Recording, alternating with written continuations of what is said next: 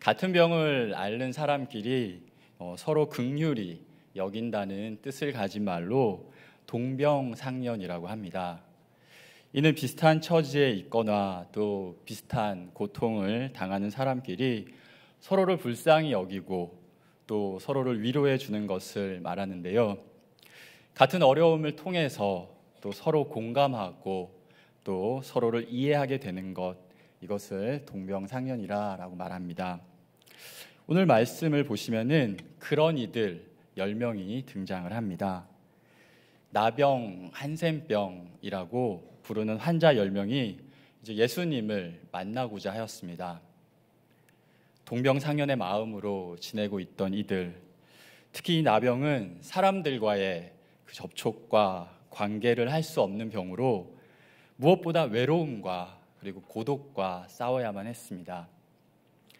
그래서 레위기 13장 45절과 46절 말씀을 보시면은 나병 환자는 옷을 찢고 또 머리를 풀며 윗입술을 가리고 외치기를 부정하다 부정하다 할 것이요 병 있는 날 동안은 늘 부정할 것이라 그가 부정한즉 혼자 살되 진영 밖에서 살지니라 라고 말씀합니다.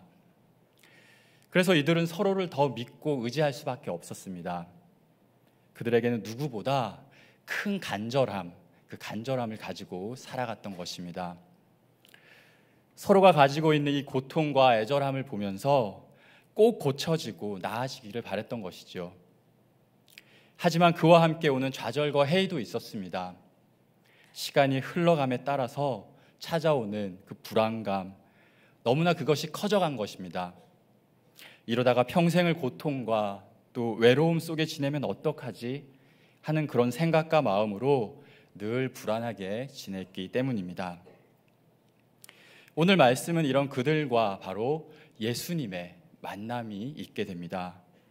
예수님은 십자가를 지시기 위해 예루살렘으로 가시는 중에 사마리아와 갈릴리 사이로 지나가시게 됩니다. 함께 말씀 12절, 13절 말씀 함께 읽도록 하겠습니다. 한 마을에 들어가시니 나병 환자 10명이 예수를 만나 멀리 서서 소리를 높여 이르되 예수 선생님이여 우리를 불쌍히 여기소서 하거늘. 말씀에서 보시는 것처럼 나병 환자 10명이 소리를 높여 예수님을 부르고 있습니다. 선생님, 우리를 불쌍히 여겨주십시오 외치면서 자신들의 병을 고쳐달라고, 병에서 놓여 자유케 하여 주십시오, 그렇게 목소리를 높이고 있는 것입니다. 앞서 말씀드린 것처럼 간절하게 이렇게 주님의 긍휼을 구하고 또 요청한 이 10명의 나병 환자들을 우리는 이 말씀을 통해 볼 수가 있습니다. 그런데 이들은 이렇게 예수님을 만나게 되지만 멀리 서서 예수님께 소리쳤습니다. 살은 상처가 나고 또 부정하다 칭함을 받는 그들이기에 예수님께 가까이 다가가지를 못한 것입니다. 하지만 멀리 있었기에 그들의 그 소리와 그 간절함은 그만큼 크게 외쳐질 수밖에 없었습니다. 말씀은 그들이 소리를 높여 이르되라고 말씀합니다. 사랑하는 성도 여러분, 예수님은 말씀 속 나병 환자들과 같이 주님과 멀리 있는 이들을 향해 가까이 다가오시는 분이십니다. 말씀의 이들처럼 어쩔 수 없이 멀리 있어야 하는 이들, 지금으로 말하면 병마로 또 혹은 박해와 핍박으로 인해서 주께로 가기가 힘든 이들을 우리 주님은 친히 찾아가 주시고 만나 주시고 또 위로하여 주시고 또 소망을 주시는 분이십니다. 또 스스로 예수님과 반대로 가는 이들이 있습니다. 말씀 속 탕자와 같이 아버지를 떠나 먼 타지로 떠나가는 이들, 그들처럼 또 말씀을 떠나 스스로 살아가려고 하는 이들, 그들을 위해 기도하시며 또 그들을 기다리시고 또 그들이 돌아왔을 때 언제 멀어졌는지 알 수 없을 정도로 포근히 알아주시는 분, 역시 우리의 예수님이십니다. 바울은 에베소서 2장 13절에서 이제는 전에 멀리 있던 너희가 그리스도 예수 안에서 그리스도의 피로 가까워졌느니라 말씀하십니다. 우리는 기억해야 합니다. 에베소 성도들을 향한 이런 은혜, 그 축복은 이 시간 주께로 나와 주께로 예배드리는 저와 우리들의 이야기인 것입니다. 영과 진리로 예배드리는 자 우리들에게 우리 주님은 찾아오시고 만나주시며 가까이 다가오십니다. 특별히 주님을 소리 높여 부르고 찾는 믿음의 사람들을 주님은 바라보시고 외면치 않으시는 것입니다. 손을 내미시고 또 고쳐주시고 또 가르쳐주시고 깨닫게 하여 주십니다. 가까이 오시는 주님을 기뻐 맞이할 수 있는 주의 사람들 다 되시기를 축복합니다. 우리 예수님 이제 이 나병 환자들을 보시면서 가서 제사장들에게 너희 몸을 보이라 말씀하십니다. 14절 말씀 같이 읽도록 하겠습니다. 14절 말씀입니다. 보시고 이르시되 가서 제사장들에게 너희 몸을 보이라 하셨더니 그들이 가다가 깨끗함을 받은지라. 아멘. 예수님은 그들이 외치는 소리를 들으시고 응답하시어 그들을 고쳐주셨습니다. 나병의 나음은 제사장을 통해 확인이 돼야 하기 때문에 예수님은 그들에게 제사장에게 가라라고 말씀하셨습니다.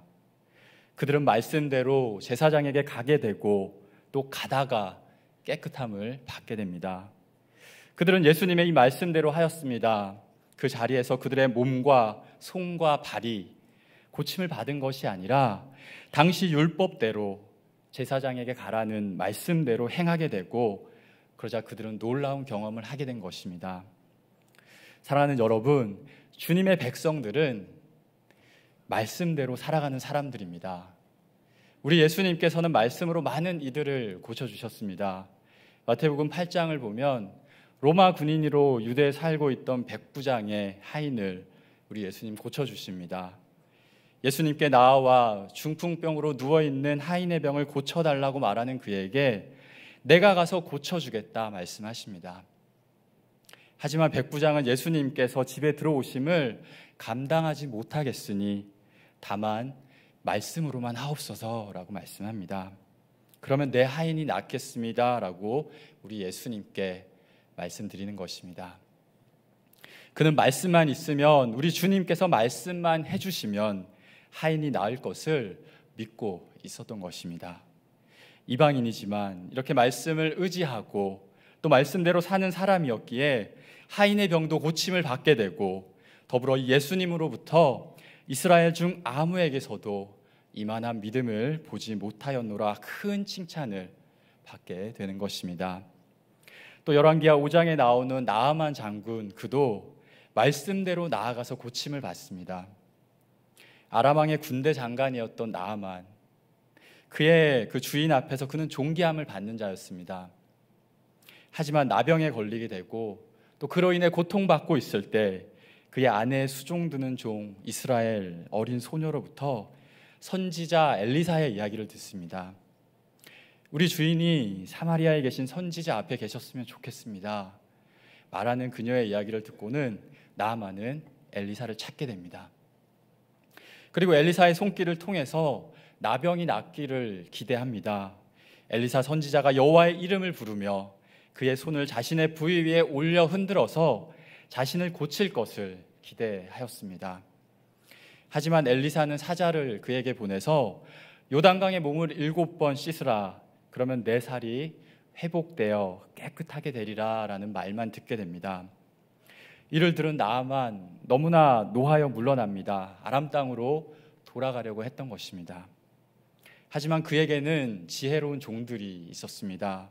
화가 난 나아만을 진정시키고, 장군님, 선지자가 당신에게 큰 일을 행하여 하시라고 말씀하면은 행하지 않았겠습니까? 그는 당신에게 지금 요단강에 가서 씻으라는 말만 하지 않았습니까? 이야기를 합니다.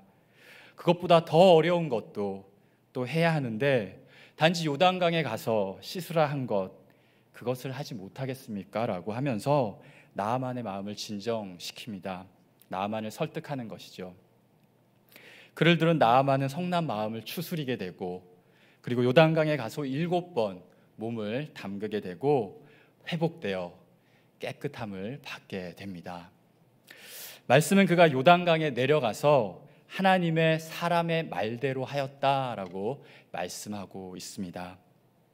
그는 선지자 엘리사의 말대로 하여서 고침을 받았지만 하마터면 바로 자신이 가진 생각과 또 그런 자존심으로 인해서 고침을 받을 기회를 놓칠 뻔하였던 것입니다. 요즘 아이들과 시간을 보내면서 이렇게 하는 일이 한 가지가 생겼습니다. 특히 아들과 놀면서 야구를 할 때가 있습니다. 당연히 이렇게 정식적인 야구는 아니고 제가 공을 던지면 또 이렇게 치는 그런 놀이를 말하는데요. 참고로 아들은 현재 5살입니다. 5살.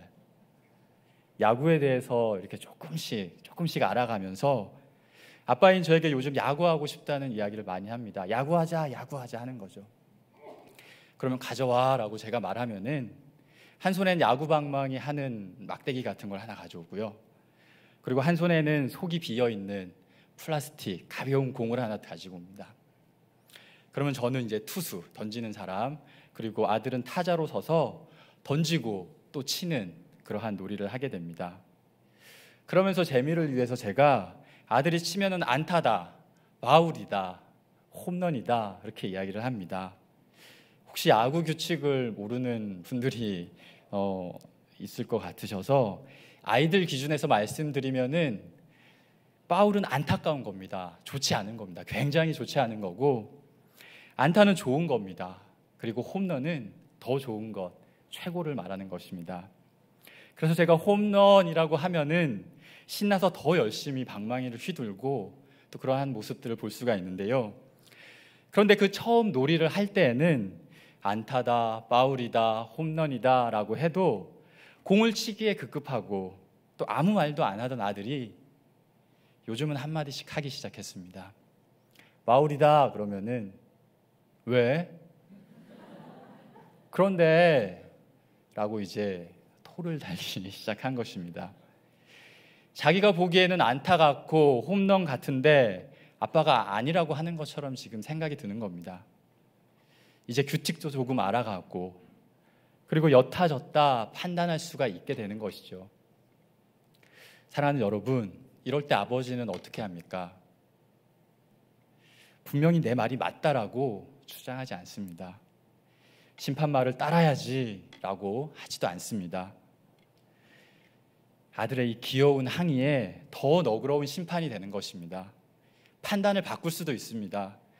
파울을 안타라고 하기도 하고 또 공이 맞지도 않았는데 홈런이다 하라고 하면서 얼싸안고 기뻐할 수도 있는 것입니다. 아이들을 보면 이런 놀이뿐만 아니라 일상의 평상시에서도 또 자신의 그 놀이뿐만 아니라 모든 생각과 그리고 질문을 엄마 아빠에게 이렇게 쫑알쫑알 이야기하는 것을 보게 됩니다. 이때는 모든 것이 자기 중심적이고 또 모든 것이 자기 중심적으로 그 생각하는 것을 그대로 말하는 것입니다. 여러분, 하지만 아이들이 장성하고 성숙되어 감에 따라 이제는 어떻게 됩니까? 바로 아버지의 마음을 이해하고 나아가게 되는 것입니다.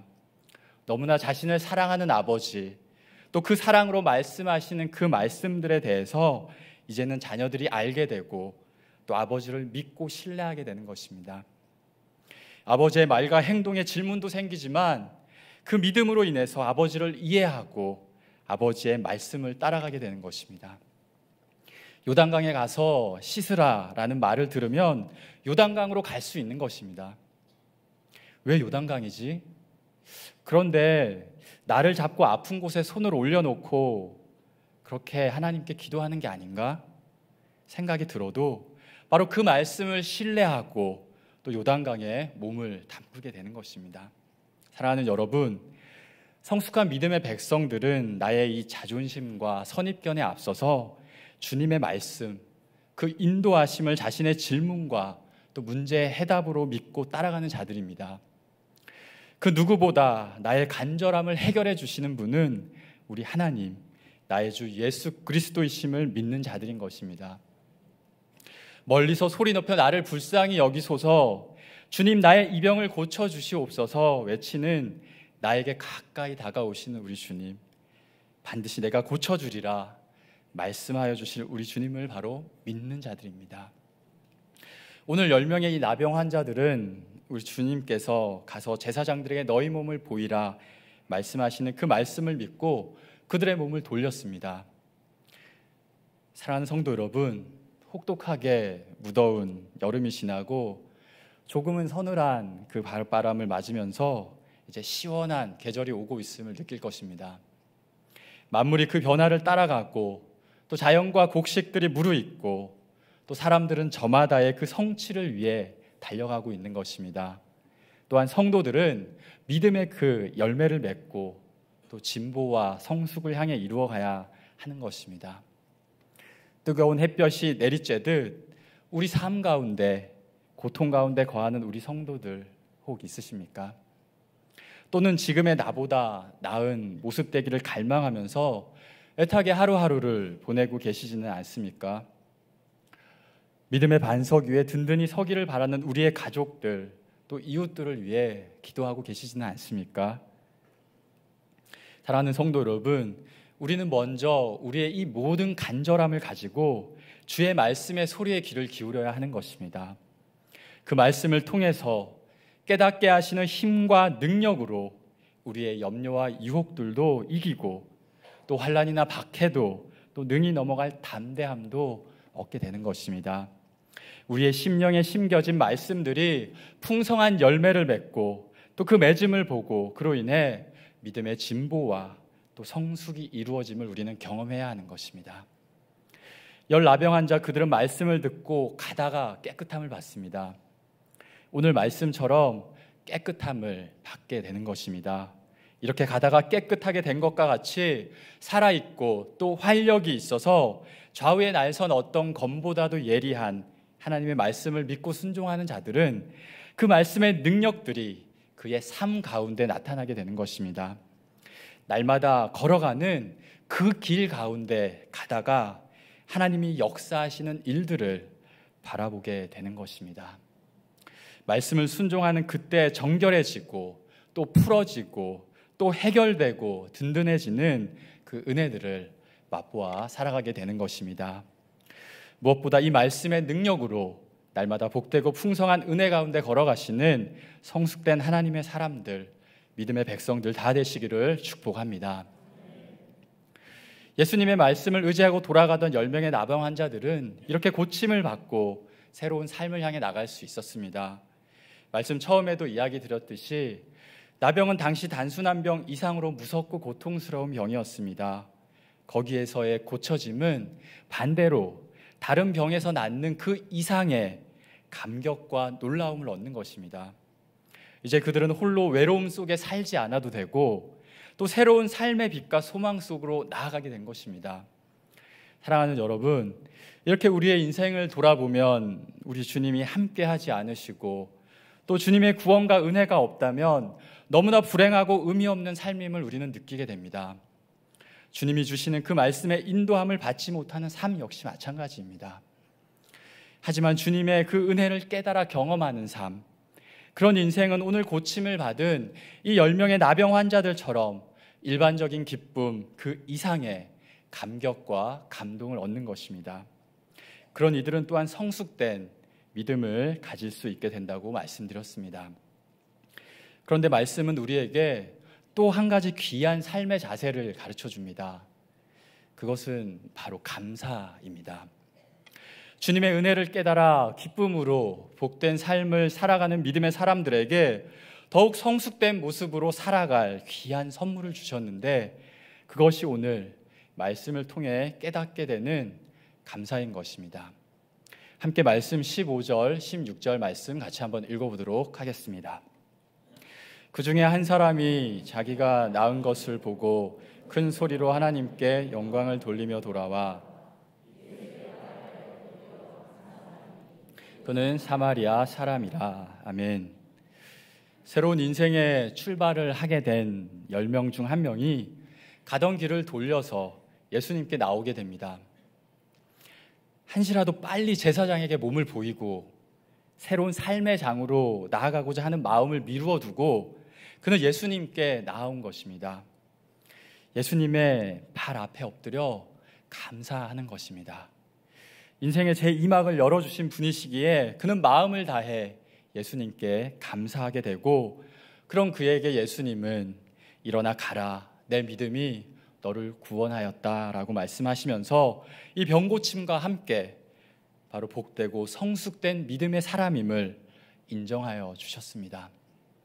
병고침과 함께 그의 삶 전체가 변화하게 되었습니다. 여러분, 이처럼 감사는 은혜 받은 백성들이 더욱 성숙된 믿음으로 살아가게 하는 또 다른 은혜인 것입니다.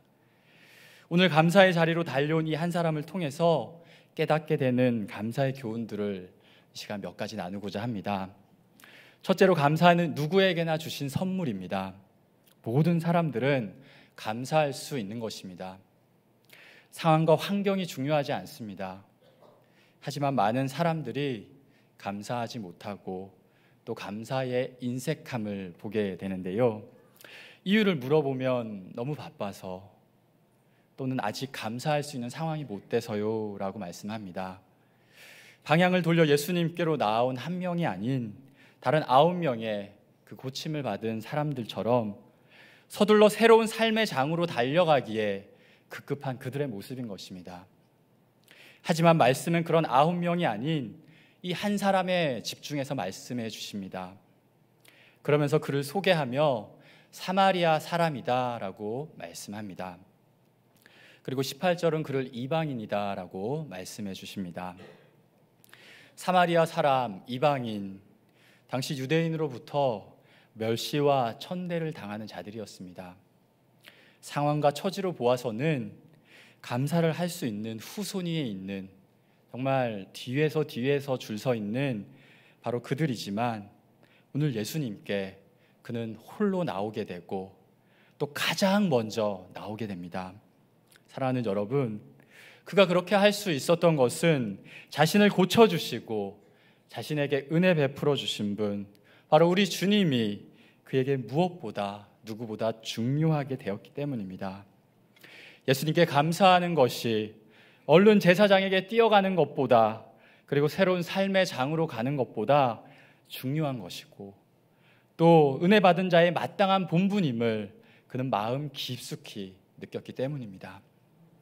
우리말에 급할수록 돌아가라 라는 말이 있는데요, 이것을 조금 바꿔보면은 우리는 급할수록, 또 조급할수록, 또 바쁘고 힘이 들수록 감사할 수 있는 그 믿음의 영성을 소유해야 하는 것입니다. 왜냐하면 무엇보다 귀한 하나님의 은혜, 우리 주 예수 그리스도의 그 믿는 믿음 안에서 살아가는 저와 우리들이기 때문입니다. 말씀을 준비하며 있었던 작은 일 하나를 소개하고 싶습니다. 말씀을 준비하고 정리하고자 이제 컴퓨터를 켰습니다. 컴퓨터를 켜고 잠시 기다리면 화면에 이렇게 비밀번호를 치라는 메시지가 나오게 됩니다. 항상 치던 번호라 이렇게 손에도 익숙하게 돼 있고요. 탁탁탁탁탁탁탁 하고 탁 치면 이제 쫙 화면이 열리게 되는데, 아무 문제가 없어야 하는 그런 상황 속에서 그때 심각한 문제가 발생하고 말았습니다. 그것은 하루에도 몇 번씩 치던 그 번호가 그 순간 덜컥 생각이 나지 않는 겁니다. 금방 생각나겠지 마음을 추스려 보았지만 생각이 날 듯 말 듯 더 머릿속은 하얗게 돼 가고 있는 것입니다. 마음속이 굉장히 복잡해져 가는 것입니다. 빨리 말씀을 준비해야 하는데 시간은 지나가고 또 금방 되겠지, 생각나겠지 하면서도 마음속으로는 염려의 마음들이 막 들어가기 시작하는 것입니다. 그렇게 1시간이 지났습니다. 탁탁탁탁탁탁탁 번호만 계속 누르고 있었던 것이죠. 너무나 소중한 시간이 지나가고 있는 것입니다.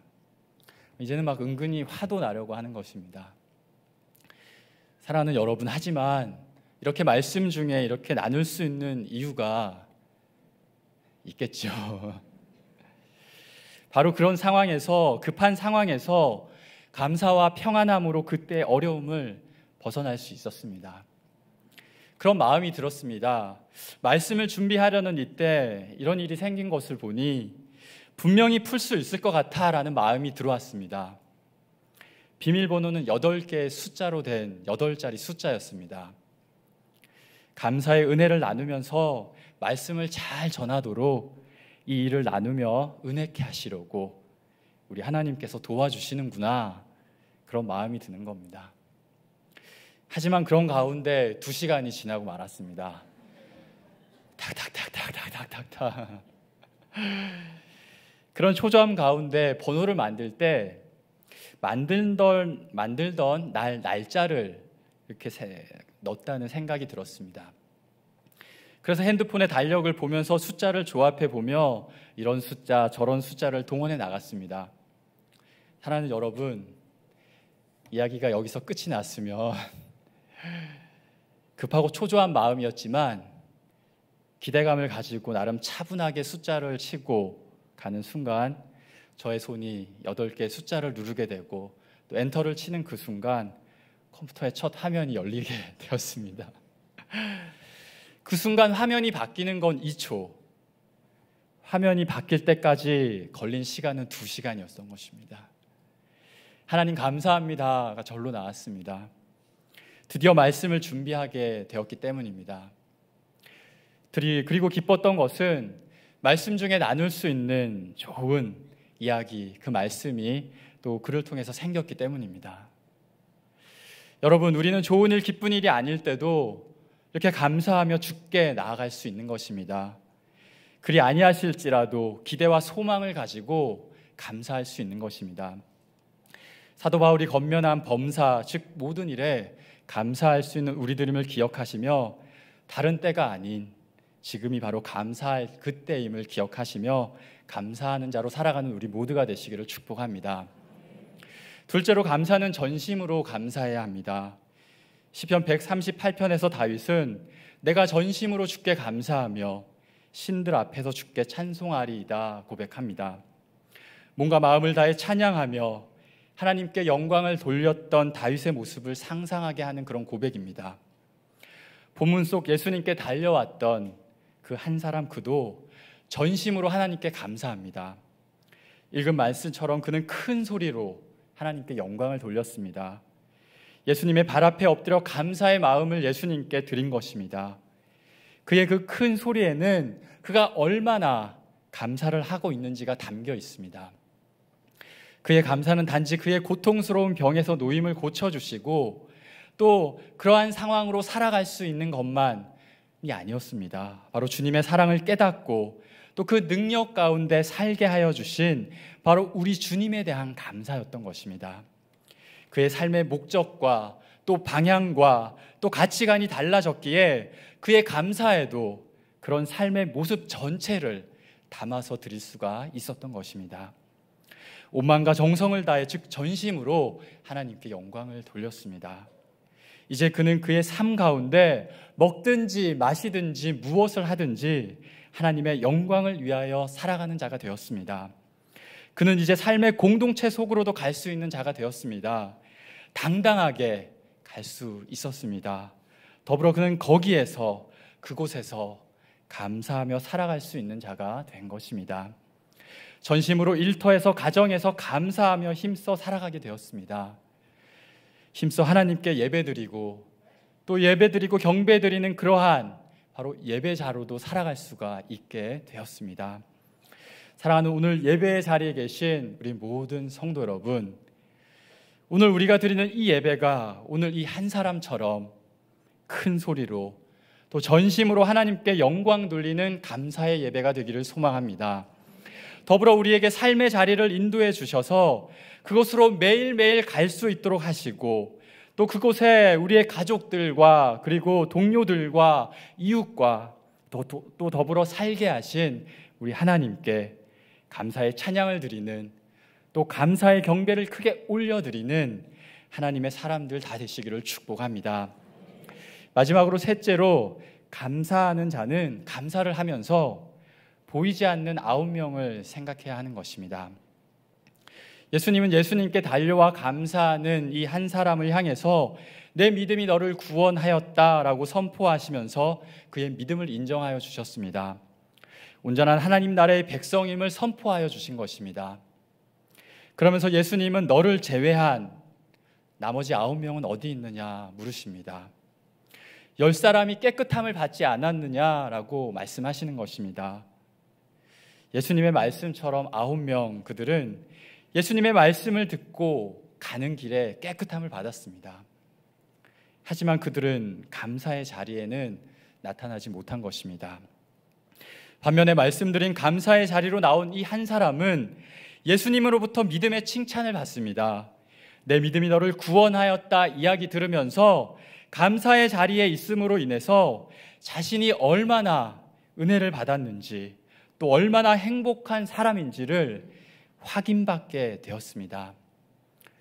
한 목사님께서 사모님의 생일에 편지를 쓰시면서 행복하셨던 이야기를 들은 적이 있습니다. 편지에 감사한 내용들을 하나하나 적으시면서 내가 얼마나 복을 받은 사람인지 또 얼마나 좋은 아내와 살고 있는지를 알게 되셨다는 이야기였습니다. 그렇습니다. 감사는 이러한 힘이 있습니다. 우리의 감사는 먼저 내가 얼마나 행복한 사람인지를 알게 됩니다. 이런 충만한 행복감 가운데 살아가시고 또 그 행복함을 잃지 않으시기를 축복합니다. 그리고 감사가 말로나 글로 다른 이들에게 전해지게 되면 지금 내가 느끼는 행복과 기쁨들이 고스란히 그들에게 전해지는 것입니다. 예수님은 이 이방인 외에는 하나님의 영광을 돌리러 돌아온 자가 없느냐라고 말씀하시면서 깨끗함을 받은 10명 모두가 하나님께 영광을 돌리고 또 그들 모두가 구원의 백성으로 선포되어지기를 바라셨습니다. 주의 말씀의 은혜로 깨끗함을 받은 모든 이들이 하나님께 영광 돌리기를 원하셨던 것입니다. 우리의 주위의 눈을 돌려보면 이렇게 깨끗함을 받은 것처럼 하나님의 은혜를 받은 사람처럼 말은 하지만 그 삶과 그 속에는 참 감사를 가지지 못하고 살아가는 이들이 있습니다. 감사할 수 있는 자신을 깨닫지 못하고 또 슬픔과 외로움의 무게에 짓눌려 살아가는 이들이 있습니다. 또 잠깐 동안 구원의 백성으로 살아가다가 낙심하고 또 혹은 세상의 방법과 영광을 향해 돌아간 이들도 있는 것입니다. 우리들은 지금 이 자리에서 이렇게 감사의 예배를 드리고 있지만 감사의 진정한 자리를 찾지 못하고 즐거움과 기쁨을 찾아 다른 곳으로 향해 가는 이들도 있습니다.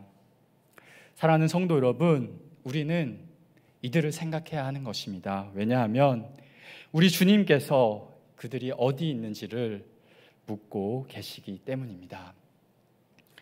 그들에게 우리의 감사와 행복감을 말로, 글로, 또 섬김으로 전하십시오. 그래서 우리에게 두 팔 벌려 기다리시는 예수님께 나아가 감사와 영광을 돌리는 이 시대의 10명이 많아지게 되기를 소망합니다. 너무나 뜨거운 여름을 보내니 불어오는 가을바람이 이제 더 시원하고 또 감사하게 느껴집니다. 하지만 이 시원함에만 도취해 있는다고 한다면 감사해야 하던 우리의 마음들은 흔적 없이 사라지고 또 가을과 더 나아가 겨울을 빨리 준비하려고 우리의 발걸음을 바쁘게 재촉하게 될지도 모르겠습니다. 오늘 9명과 같이 말입니다. 우리는 다윗이 고백한 여호와께서 우리의 목자 되시는 그 울타리 안에 사는 자들로 부족함 없는 우리의 삶을 믿음으로 또 고백하며 나아갈 수 있어야 하는 것입니다. 견딜 수 없을 것 같은 여름을 지내도록 인도해 주신 우리 하나님께서 다가오는 날들도 여름과 반대로 아주 추운 겨울이 온다고 할지라도 능히 지내도록 도와주실 것을 믿으며 감사해야 하는 것입니다.